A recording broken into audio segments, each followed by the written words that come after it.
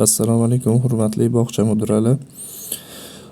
Demak, biza sizlar bilan keyingi bo'limimiz buyurtmalar bo'limi, ya'ni ta'minot, yangi ta'minot sizlarga yetib kelganda qanday qabul qila olasizlar.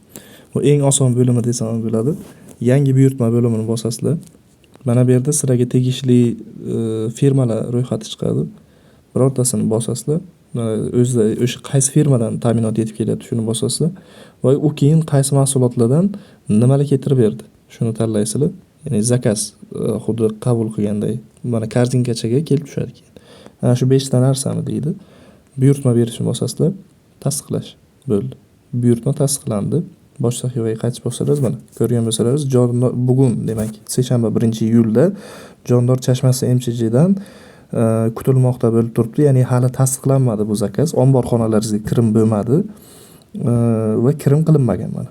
Ya'ni tasdiqlanishi ham kutilmoqda, kirim ham qilinmagan. Ustiga bossalaringiz mana ichida qaysi nimadan qancha zakaz berganlaringiz kelib chiqadi.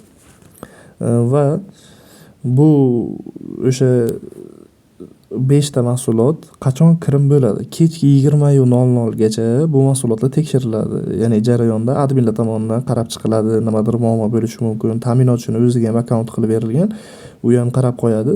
Agar hech qanaqa muammo bo'lmasa, bu zakaz kechki 20:00da o'sha omborxonalaringizga kirim bo'ladi. Va keyin omborxonalaringizga avtomatik grammlari o'zgaradi, o'sha miqdorlari o'zgaradi. Va bu ham o'sha tasdiqlandi va kirim qilingan degan statusga o'tadi. Va har bitta misol uchun eski sanalardagi zakazlarni ham mana shunday tarzda ko'rib boraversa bo'ladi. Masalan, oldingi sanalarni qarab chiqsalaringiz ham bo'ladi yoki qaysidir sanaga sirazi o'tmoqchi bo'lsalaringiz, tanlab o'tsalaringiz ham bo'ladi. Okey. E'tiborlaringiz uchun rahmat. Buyurtmalar bo'limini ana shunday nazorat qilib boraverasizlar.